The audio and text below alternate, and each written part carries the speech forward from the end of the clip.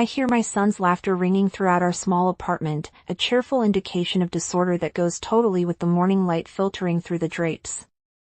Drawing in a deep breath, I sense the soft weight of my obligations as a mother, a wife, and a woman defined by her roles rather than her ambitions. Pancakes' fragrance goes through the air, a morning routine that has come to represent comfort in our home. Marco, my son, is 9 years old and has an unmatched energy that colors our days with hues of happiness and occasional conflict. Watching him tackle a mountain of food, I can't help but feel a mix of pride and longing, a longing for something outside these four walls. My life has been a tapestry of financial dependency from the day I said, I do. A diligent worker, my husband, Stefan, arrives early and returns late. While I am mostly busy with homemaking and childrearing, he spends hours bringing home the loaf. I have always taken pleasure in providing a consistent home environment so that our son would feel loved and safe. Somewhere along the road, though, I started to wonder whether this was actually intended to be my only identity. Ambition whispers, and the whispers of artistic activities have lingered in the back of my thoughts, retreating from the front of my life. The wind started to change during a casual coffee trip with my buddy Milena, a vivid woman who epitomizes fearlessness. She told stories of her journey into content creation and social media, how she had turned her love into revenue. I was both enthralled and envious as she eloquently discussed her experiences. With every word she said, I started to yearn to recover a piece of myself that had been given up for marital and maternal obligations, a flickering flame igniting within me. She pressed, "Why not share your innovation?" The idea filled me with an exciting mix of excitement and reluctance, like a bittersweet secret. Driven by newly discovered determination, I started experimenting with photography in the quieter areas of our house. I indulged in playful creativity and created miniature shoots using common things as props. Capturing myself in several outfits, stressing shapes and colors, was healing and freeing. Every time the camera clicked, I could find the woman I had neglected anew. Stepping into my own spotlight, a thrilling trip into a world where I could freely express myself, was exhilarating. Imagining the affirmation that could come with sharing this work with the outside world made my heart race. Stefan quickly noticed the little variations in my attitude. When I first showed him a few photos in hopes of encouraging comments, his face darkened with disgust. He questioned, his tone sharp, cutting through the air, "What are you trying to do? Degrade yourself?" My thinking was thrown into disarray. Wasn't this a kind of art and expression? We started a war I had not expected. Though he was unhappy, a part of me was energized, struggling for my right to follow something that made me happy even if that pursuit was questioned. Though my husband's comments hung much in the air, it was my family's unhappiness that usually rang louder. Conventional in their values, my parents saw my newly discovered enthusiasm with wary eyes. "This isn't the kind of thing a lady should chase," my mother said at family dinner, her voice laden with apprehension. Every time the problem came up, I got a terrible turning in my stomach. I struggled with the weight of judgment, therefore contrasting it with the affirmation I discovered in my artistic inquiry. It was a struggle between my desire for acceptance and the mental independence I was beginning to appreciate. Marco started seeing the results of my decisions in his own little universe as I pushed on. At school, stares that pierced his feeling of safety accompanied whispers and giggles following him like shadows. Classmates would tease, their words tinged with a harshness only children could understand, "Your mother takes weird photos." Every time he recounted the stories of schoolyard insults, my spirits plummeted. I felt the terrible weight of guilt, the self-imposed story that my ambitions were somehow hurting him. Still, even in the face of this, I kept my strong conviction that I was not acting wrongly. I was simply pursuing my passion. My inner conversation became ever more complicated even as the surroundings started to break apart. I considered my decisions over several sleepless nights. Were these pictures I was producing really an expression of empowerment or a route of self-destruction? Every encouraging note I got from internet strangers strengthened my will, but the shadows of family worry hovered menacingly. Many times I pondered, Why can't they view what I see? My head battled between the need for external happiness and the search for internal fulfillment. Living authentically in a society demanding conformity caused me to see the paradox. In the field of developing followers, I discovered fellowship that went beyond geographic limits. The virtual community I built presented a tapestry of many voices, each one telling tales of success over hardship. Messages came in from women who found comfort in common experiences, some who followed passion as a protest against societal standards. There were those who, like me, looked in the quiet of their houses for creative outlets. Others who had decided to disregard social norms, embracing expression as a means of empowerment. Kindred spirits who saw beyond the surface of simple pictures and understood the narratives behind the camera. The friendship created on shared encouragement helped to lessen the sting of disapproval from those nearest to me. Clarity drifted softly like a whisper during one of those late-night photo sessions when the house was silent save for the subtle click of the camera. Reflecting on my path and the freedom I experienced in those creative pauses, I began to see that my decision to express was a rediscovery of self rather than a defiance. Yes, I am a mother, however, I am also a woman, a dreamer, and an artist working in her own right. This insight brought life to the wool I had barely noted. I let myself realize that searching for happiness outside of conventional boundaries was not just acceptable but also required. Embracing this new perspective, conflicts with Stefan grew. He stoked anger by sensing the weight of my departure from our established standards. He would exclaim irritably, each conflict mixed with anguish, "You are losing touch with who you are." We were two ships adrift, unable to reconcile our differing courses. I considered his point of view, aware of the complexity of his insecurities and concerns regarding my choices.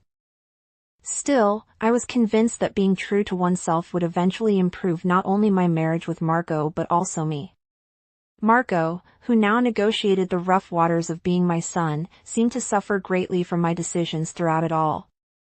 Just as thrilled and nervous, he usually volunteered to protect me from the murmurs of his peers. My quest cast shadows of doubt on the joyful times we had. But in times of love, when I would kneel to hug him after a day of self-doubt in those gentle interactions, I saw a flash of clarity and affirmation, a reminder of the foundation of my decisions and my own financial independence. That fated evening came with no introduction. An argument broke out following an especially offensive event at school involving Marco.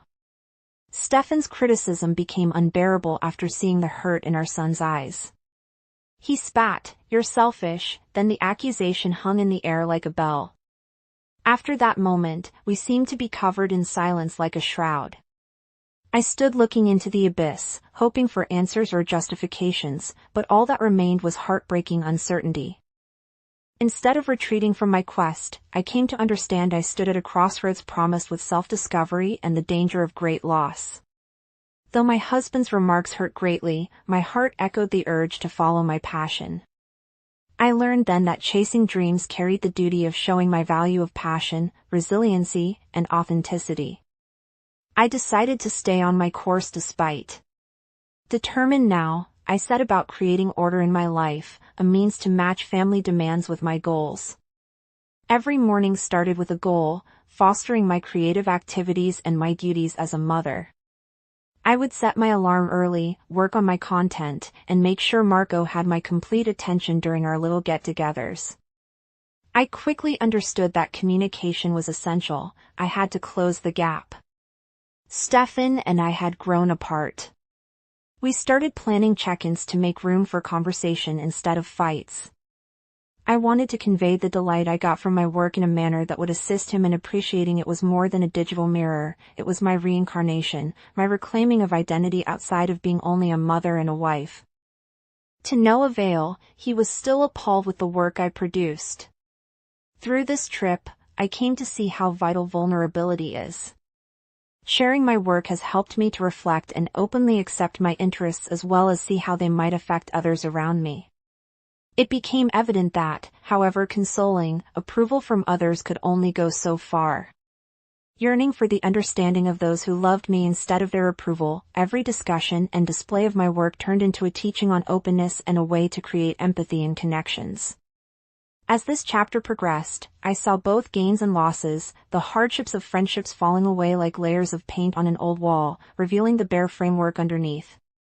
Though I lost contact with those who could not accept my selections, I acquired strong friends among those who urged me on. The strangers turned friends who celebrated art expression.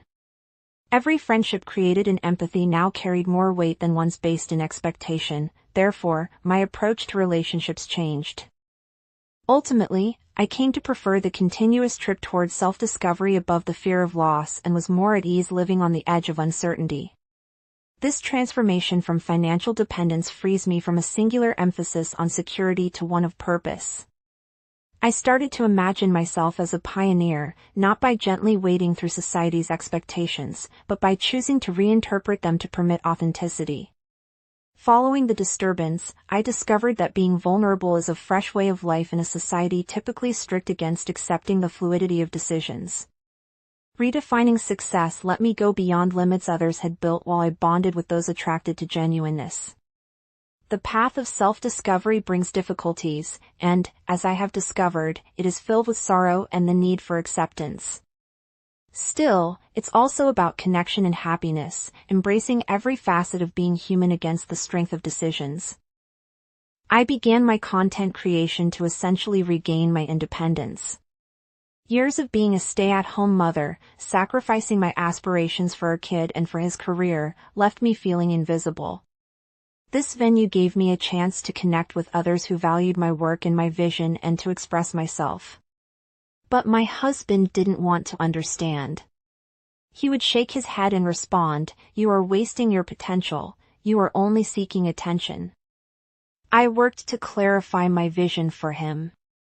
I aimed to produce material that would inspire people as well as address independence rather than only body image. But he turned inside and let his doubts consume him rather than paying attention. He started to view my achievements as a danger. The unavoidable transpired. Once he saw how he could use my love as leverage, he turned formal. Almost every evening we began an argument about my content. It got out of hand. He said he would not tolerate me placing my needs above those of our family. One day I just received divorce papers, and his relocation seemed planned. He painted me as unfit, using my artistic expression against me. "She is doing," he would tell his lawyer, "how can I trust her with our son?" The guy who once claimed that he loved me had turned my work into proof of recklessness and was using it as a weapon.